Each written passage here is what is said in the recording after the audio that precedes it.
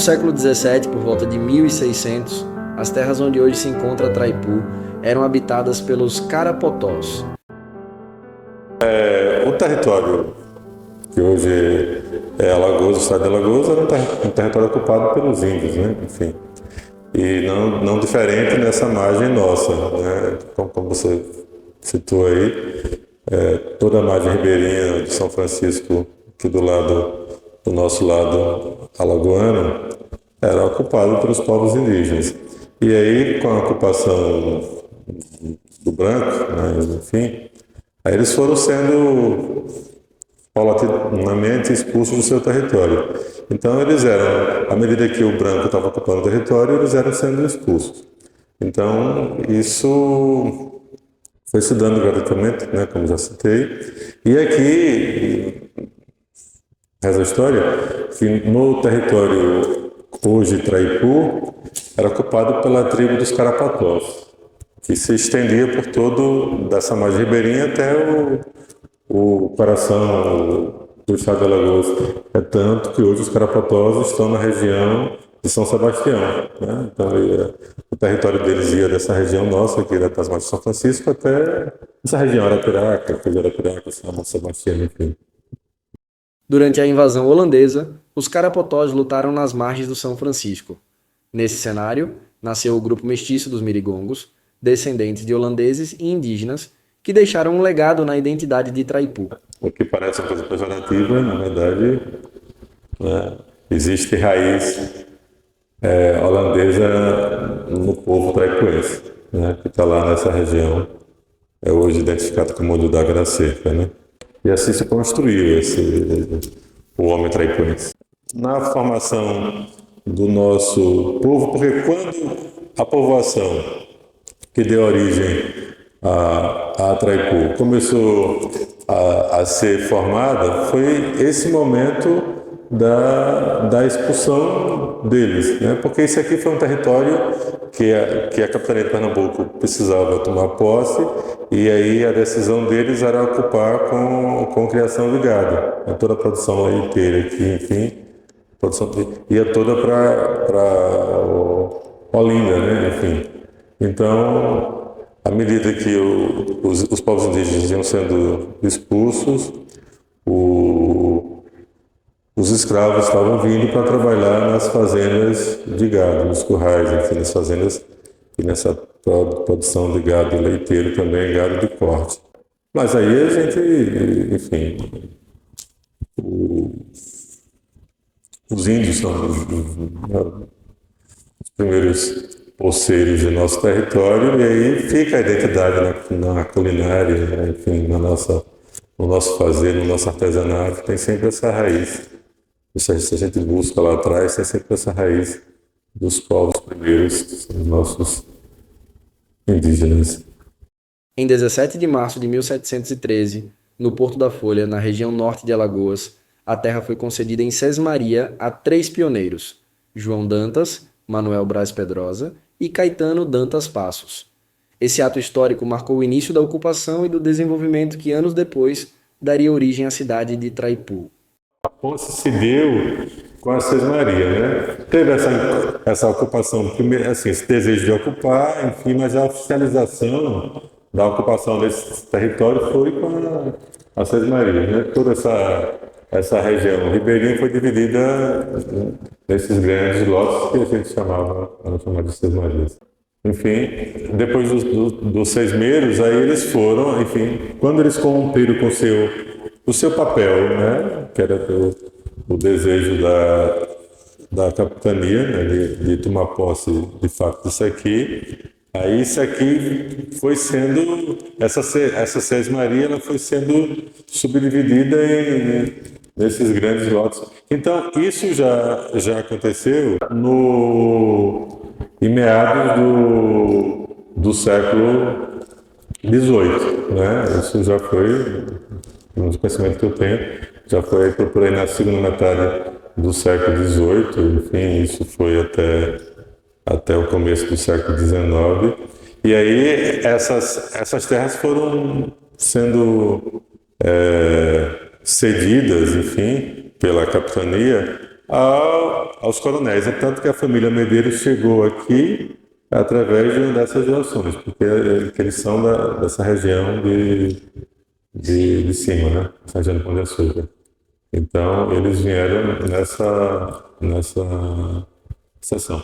Então, assim, tem os Albuquerque também, eles vieram, né, eles ocuparam foram presenteados com terras aqui, também nesse período da segunda metade dos anos de 1700.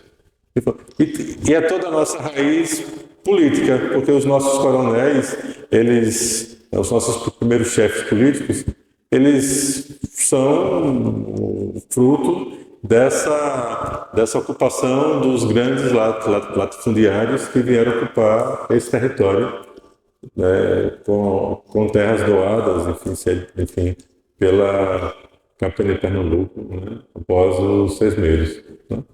Essa sesmaria dada a essas 3 pessoas que solidificou, né, o nosso território, que era bem maior do que é hoje, mas assim, a nossa identidade, nosso registro de nascimento se deu com esses 6 meios. Então, enfim, a razão do nosso existir são esses caras aí. Porque poderia ser dado mais embaixo ou mais em cima, enfim, ou então não ter dado certo.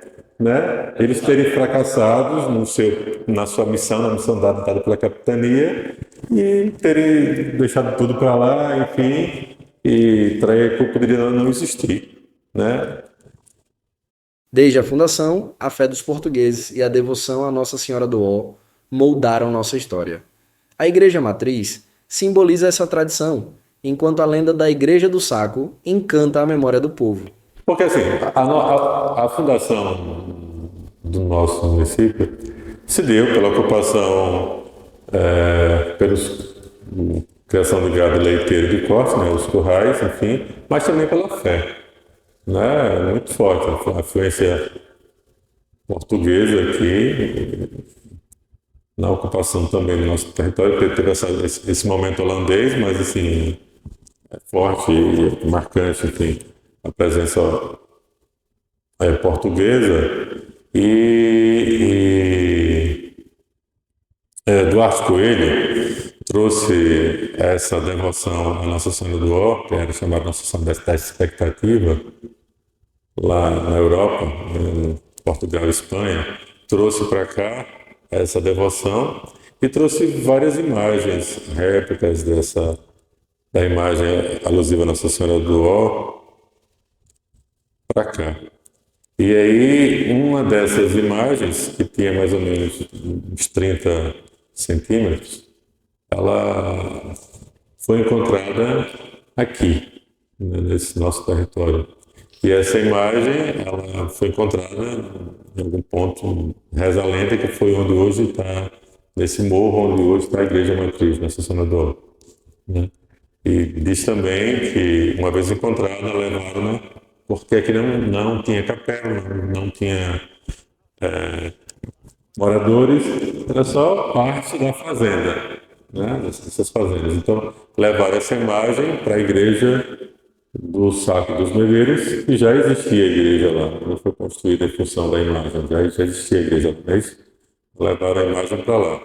E aí, no dia seguinte, a imagem desapareceu de lá e foi reencontrada no mesmo local. Isso se repetiu por 3 vezes, enfim. Aí foi quando resolveram construir uma capelinha aqui. E aí veio começou a se chamar Nossa Senhora do Saco, porque ela, enfim, né, teve essa referência forte com a ida para a Capela do Saco. E alguém não queria que ela ficasse no saco, não vou dizer que ela desaparecia e aparecia aqui, mas alguém não queria que ela ficasse lá. Então, trazia ela de volta, enfim, né? Mas aí tem essa devoção, a Nossa Senhora foi forte também na ocupação do nosso território, né? Porque as pessoas também vinham, as famílias vinham para cá, né, trabalhar nas fazendas, né, não era só o chefe da família que vinha, migrava a família toda. Então trazia, se vinha de Penedo, de outras partes do território, mas vinha também o café, fé católica, e aqui houve o crescimento da devoção à Nossa Senhora do Ó. E para marcar, passou a chamar Nossa Senhora do Ó do Saco, a Nossa Senhora do Ó. Desde 1833, Traipu lutava para se tornar vila, com a proposta do padre Francisco José Corrêa de Albuquerque, que abrangia a freguesia de Nossa Senhora do Ó de Porto da Folha até a barra do Rio dos Cabaços. A proposta foi aprovada em 22 de janeiro e, em 28 de abril de 1835, a resolução número 19 foi sancionada, elevando Porto da Folha à condição de vila. Contudo, sua instalação foi adiada por 3 anos devido à exigência da construção da Casa da Câmara e da Cadeia. Éramos todos pertencentes a Penedo, né? E não era desejo de Penedo perder território, né? Então houve um entrave, né? Tinha essa força favorável a nos tornar vila e vila, na condição de vila, né? Na época do Império. Já era um território independente, já tinha administração própria, né? Não é hoje como a Vila São José, a Vila Santo Antônio, enfim, né? Mas existia essas duas forças contrárias, né? Uma querendo manter Porto da Folha como povoado, legado a Penedo, e a outra querendo o povoado levar na condição de vila, né? E teve a intervenção direta de Penedense para isso também, né? Enfim. O imperador desembarcou em Traipu em uma galeota, temendo que o navio Pirajá encalhasse. Chegando à vila às 2 horas da manhã, foi recebido com entusiasmo pela população, que iluminou suas casas para celebrar sua chegada. Então Pedro desejava conhecer, ele estava no auge, né, do seu governo, né, e ele queria conhecer o potencial do Rio São Francisco aqui no Baixo Rio, queria conhecer as cachoeiras de Paulo Afonso e ver o potencial que tinha essas cachoeiras. Então ele resolveu fazer essa viagem de reconhecimento, vindo até Penedo, né, navio de Penedo, subindo o rio até chegar nas cachoeiras. Né? Ele queria ver como chegar até o sertão nordestino a partir do Rio São Francisco, né, desse baixo Rio São Francisco. Foi esse o desejo dele. Né? Tanto que a rede ferroviária veio a partir da consequência da visita dele, né? A rede ferroviária, a ferrovia que ligava Piranhas até Jatobá, né, em Pernambuco, né? Foi pós a vinda dele. Foi ele que deu a canetada para que se construísse. Após a visita de Dom Pedro, a vila de Porto da Folha passou a se chamar Traipu, conforme a Lei Provincial número 516, de 30 de abril de 1870. Se você pega o dicionário, qualquer dicionário, enfim, não importa de quem seja, emancipação é sinônimo de identidade, de independência, né? Enfim, eu estou independente. Então, em 1835, o que aconteceu? O povoado Porto da Folha se tornou independente da Vila do Penedo. Passou a ter uma autonomia, passou a ter uma administração própria, passou a ter um território definido. Né? A partir daí foi desenhado. Penedo, que antes ocupava de Mata Grande até a Foz, ela teve um corte, né? Enfim, e a gente, né, passou a ocupar mais ou menos de onde é São Brás, subindo, era todo o território da Vila do Porto da Folha. E logo em seguida, Pão de Açúcar também se tornou independente, se tornou vila. Aí já foi diminuindo o nosso território. Foi uma sequência, assim, um processo em cadeia. Então eu não posso dizer, por mais que enfim, já falei isso em outros momentos, por mais que o município esteja lá nos anais, oficializado, enfim, que a emancipação política de Itaipu se deu em 16 de maio de 1892, eu não aceito isso. Porque a nossa emancipação, de fato, aconteceu em 28 de abril de 1835, quando a gente se tornou, enquanto povoado Porto da Folha, independente da Vila do Penedo. Penedo, Vila do Penedo. Penedo é território independente. Vila, passamos a ser Vila Porto da Folha, território independente, né? Porque na época do Império era assim que éramos identificados, né?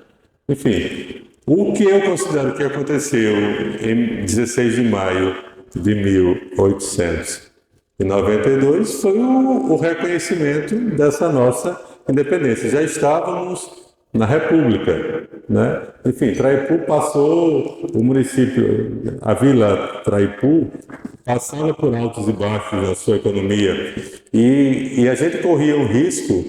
Penedo queria muito que a gente voltasse a pertencer à nossa autonomia e voltássemos a pertencer ao território de Penedo. Por outro lado, Pão de Açúcar também queria tomar a nossa autonomia e a gente participar a Pão de Açúcar. Dava essa briguinha. A gente estava assim numa sinuca de bico, né? Penedo puxava de um lado, Pão de Açúcar puxava do outro. Então a gente precisava desse atestado, desse reconhecimento por parte do Estado, né? Alagoas já era Alagoas, mas já estávamos na República, então o Estado de Alagoas já, enfim, era se identificado. Então o Estado de Alagoas precisava reconhecer essa autonomia da Vila Traipu. Então essa autonomia se deu em 16 de maio de 1892. Não a emancipação, apenas um reconhecimento de que tínhamos condição de continuarmos gozando da nossa independência, da nossa emancipação. Enfim, uma data importante, sim, fundamental, senão a gente tinha voltado, como aconteceu com o nosso vizinho Belo Monte, que ora era emancipado de Traipu, ora voltava para Traipu, ora se emancipava de Batalha, ora voltava para Batalha, né? Então a gente não correu esse risco graças à lei assinada em 16 de maio. No período republicano, Traipu era governado por intendentes. Um deles foi Serapião Rodrigues de Albuquerque. Traipu na República era indicação, né? Tanto que os prefeitos eram chamados de intendentes, né? Era tudo indicados pelo governo. Era uma forma de tomar lá da cá. A eleição, de fato, os primeiros eram indicados, então não tem esse processo eleitoral. E quando passou a ter eleição, também era uma eleição que era muito montada para que permanecesse no poder aqueles que serviam ao governo, né, aos interesses do governo, né? Enfim. Até isso o Luiz Tavares herdou já do pai, o Gonçalo Tavares. O Gonçalo foi prefeito de Itaipu nesse sistema, né, de intendente. E aí, nos anos 50, a partir dos anos 50 do século passado, ele passou a ser eleito prefeito e eleger os seus indicados. Às vezes não conseguia, né? Mas ele, nesse vai não vai, ele permaneceu no poder aqui por cerca de cinco décadas, né? Enfim, influenciando o governo municipal. Por volta dos anos 1950, o pioneiro Júlio de Freitas Machado trouxe a energia movida a motor para a região, marcando o início da modernização local. Isso começou aqui, nesse prédio que nós estamos, foi o primeiro maquinário que foi instalado aqui. Era muito mais para a iluminação das ruas, das vias, né? A gente chama de iluminação pública, né? Os postes de madeira que tem pelas lâmpadas, enfim. E também as casas dos mais bastados que recebiam essa energia, né? Porque a energia só chegou, a energia elétrica, enfim, fornecida pela companhia, que era antes, na época CEL, né? Ela chegou aqui no finalzinho dos anos 60. José Carlos Santa Rita foi responsável por levar a energia elétrica via postes, consolidando o progresso e transformando definitivamente a vida da comunidade. O governo de Santa Rita deu esse boom, né? Ele veio com aquela visão, ele veio de Maceió para cá, tinha raiz traipoense, mas ele veio como indicação, né? Enfim, veio assumir a prefeitura aqui, mas ele veio e foi uma transformação. Um outro anterior a ele, que deu também uma roupagem a Traipu, calçando várias vias, foi o Murilo Mendes, que foi na década de 40. Aí na década de 60 veio Santa Rita que transformou, deu esse boom na nossa cidade, né? Enfim, e as coisas começaram a acontecer e melhorar com a qualidade de vida do traipense, assim, posso dizer assim, com Santa Rita. Inclusive a gente passou a ter a nossa história, né? Mais conhecida, enfim, mais documentada com o Santa Rita, que teve essa preocupação de fazer memória, registro da nossa história, da nossa memória, enfim. Traipu, além da história, é uma cidade de cultura. Aqui a música já nasce no sangue, embalando gerações e mantendo viva a tradição.